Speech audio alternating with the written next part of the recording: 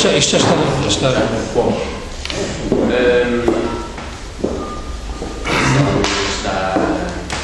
Está a fazer as suas chamadas. Vamos fazer ainda o registramento.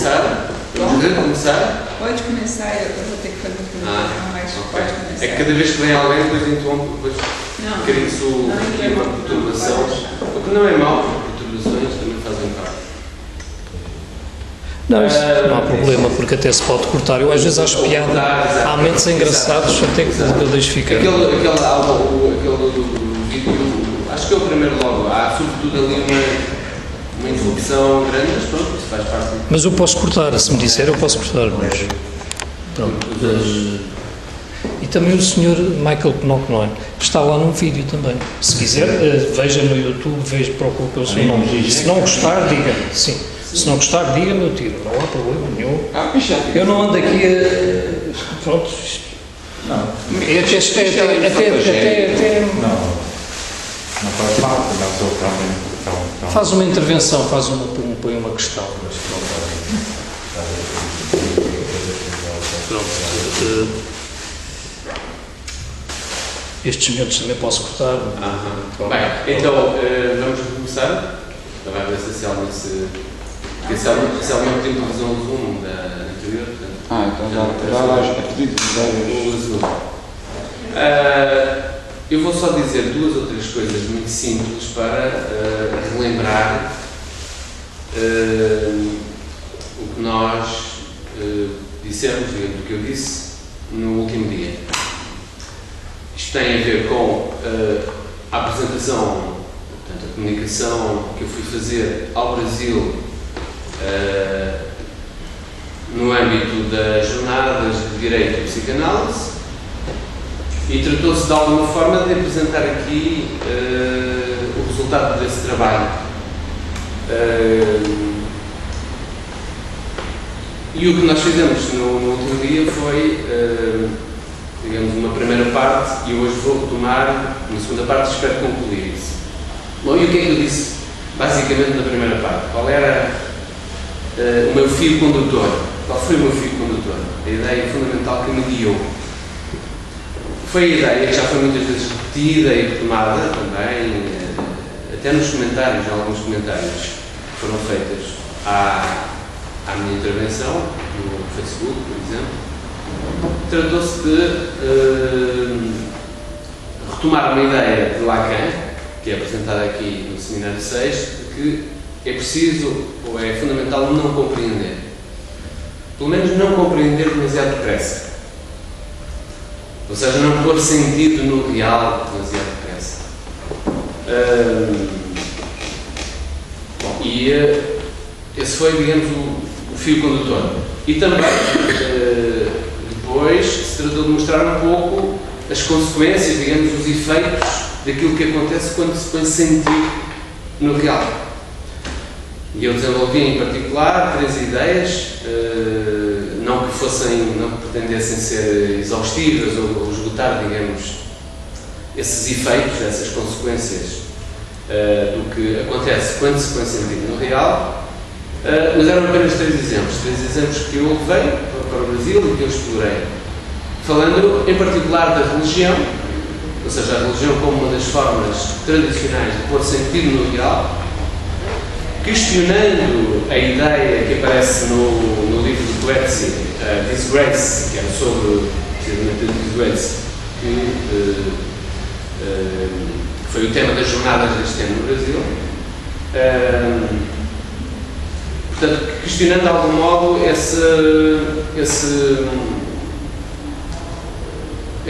uma das frases que aparecem em Disgrace é que estaríamos supostamente já num período pós-religioso. Bom, e eu, até citando Lacan, disse que isso não era uma coisa assim tão evidente e que, eventualmente, com o avanço da tecnociência e os seus efeitos, digamos, no real, pode ser que a religião volte em força precisamente para dar sentido a esse ideal, para pôr sentido a esse ideal. O outro exemplo que eu mostrei aqui, muito resumidamente, foi a paranoia, como um delírio de interpretação. Quando se põe, e aqui podíamos quase dizer também, quando se põe sentido no real, muito rapidamente acabamos por poder cair no delírio de interpretação. E podíamos pensar até num contexto analítico se uma perspectiva que compreenda demasiado depressa o sintoma, se também não se trataria de pôr sentido no sintoma e, como tal, densificá-lo ainda mais. O último exemplo que eu dei, e foi sobretudo esse que eu explorei na minha intervenção do Brasil, e portanto também aqui, foi o racismo.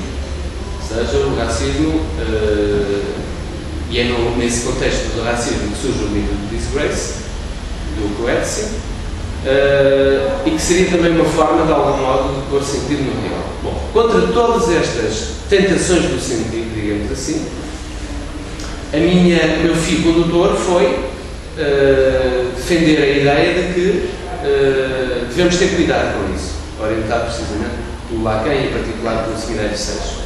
Porque pôr sentido no real, compreender, em particular compreender demasiado depressa, implica sempre os seus perigos. É uma coisa que Lacan repete muitas vezes ao longo das páginas do Seminário 6. Só para concluir um pouco este apanhado geral sobre o que foi dito aqui no último dia, digamos que esta ideia de não compreender demasiado depressa, não compreender, a importância de não compreender, aparece precisamente no livro de Coetzee de uma forma muito precisa. E em particular após uma daquelas que é uma das cenas emblemáticas do livro, digamos, uma das cenas cruciais do livro, que é a cena da violação de Lucy. Lucy, não vou retomar, portanto, de algum modo, penso que, ou espero que todos vocês tenham lido entretanto o livro, mas há de facto um momento crucial do livro que é precisamente uma cena de violação de Lucy, que é a filha de David Lurie, que é o protagonista do romance. Nessa cena, após essa cena de violação de Lucy, por 3 negros, isso também tem alguma importância, mas não vou retomar isso, a filha, digamos, nesse contexto da cena é como se houvesse uma cena em que algo se passa e o pai é excluído. Nós falávamos do pai, precisamente, a propósito, na nossa leitura do cartel do Seminário 6, portanto, o pai fica fora da cena. E isso, inclusive, o perturba, porque ele gostaria de estar presente, ele depois tem sonhos sobre isso, como se houvesse ali qualquer coisa que mostrasse a sua própria impotência em defender a filha, etc. Bom, há todo digamos, um contexto interessante de análise desta cena, mas fundamentalmente o que me interessa aqui neste fio condutor é que após esse momento, digamos, crucial, essa violação, David Lurie tem algumas conversas com a filha e sempre a filha lhe diz que tu não compreendes. Quer dizer, tu não compreendeste o que aconteceu, não compreendeste o que aconteceu. E a partir do pai acha estranho, porque, quer dizer, ele estava fora, porque ele, entretanto, foi amarrado na casa de banho por aqueles que violaram a filha, etc. Portanto, ele não assistiu propriamente à cena, mas, de qualquer modo, ele pensa que sabe tudo aquilo que aconteceu. No princípio, não lhe escapa o que houve naquela cena. E, no entanto, apesar disso, a filha continua a dizer: tu não compreendes, há aqui qualquer coisa que não compreendes, e inclusivamente acrescenta: não compreendes porque não podes compreender. Bom, sobre tudo isso eu falei já. Eu gostava de retomar as coisas a partir daí, ou seja, a partir da cena da violação, deste momento crucial. É uma frase muito interessante no Coetzee, exatamente sobre isso, em que ele se pergunta, a certa altura, o que é a violação? O que é isso? O que é que significa a violação? E responde com esta frase: a violação é a deusa do caos e da mistura, violadora de segregações. Bom, podíamos, de certa maneira, deter-nos aqui muito tempo sobre esta frase, precisamente porque, de algum modo, todo o contexto do livro do Coetzee é exatamente um período pós-apartheid, e nós sabemos que o apartheid foi o quê? Foi exatamente essa tentativa, de algum modo, de erguer barreiras físicas e legais, por exemplo, ao mesmo tempo, para procurar, de algum modo, separar, apartar, digamos, separar ou evitar essa possibilidade das misturas. E o que se diz aqui precisamente sobre a violação é que ela viola isso. Ela mistura o sangue do negro com o sangue do branco. Mistura tudo, de algum modo. E portanto, o que parece voltar agora nesta cena da violação é uma espécie de, como se um real que foi excluído de algum modo voltasse de um modo com uma certa brutalidade, digamos assim, e sem pedir licença, portanto, através desta cena da violação.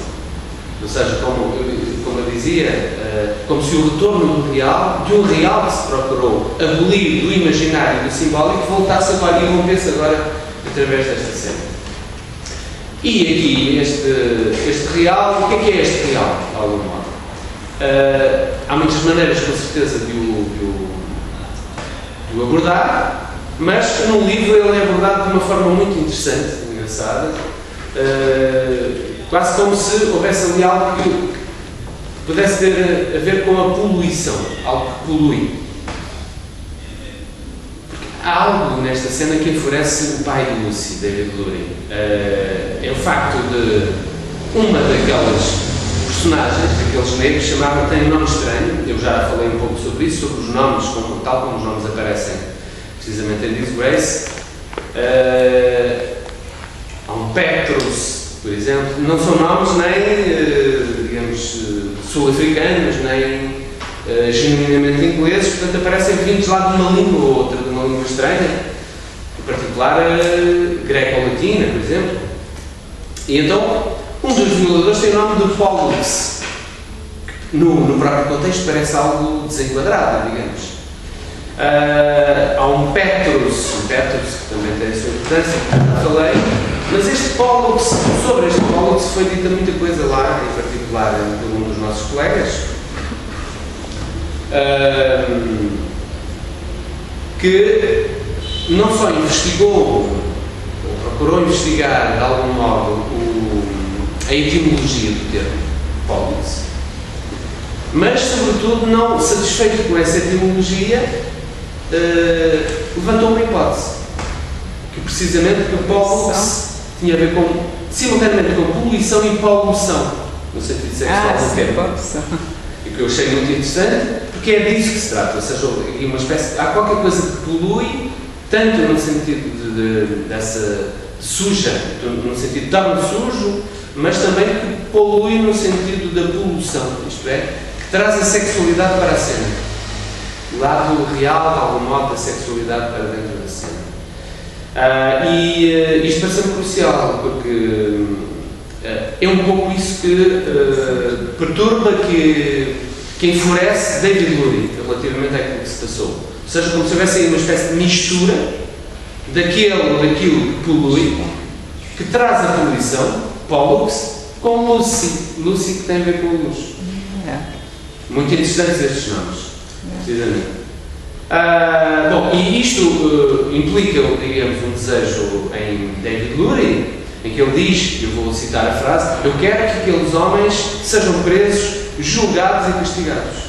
Portanto, isso enfurece muito, ele deseja de algum modo que se faça justiça. Até pergunta a certa altura, estarei errado por querer que se faça justiça?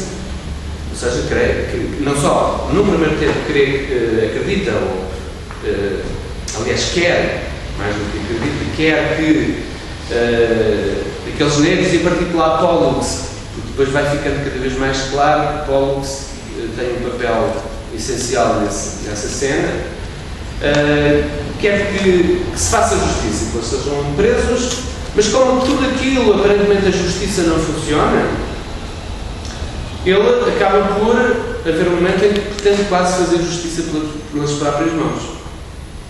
E eu até perguntava na minha intervenção do Brasil, ele pergunta, estarei errado por querer justiça? E todos nós podemos dizer, não está errado, quer dizer, de facto uma cena que é complicada e parece fazer todo o sentido. Eu vou desligar para não cortar. Okay. Parece fazer...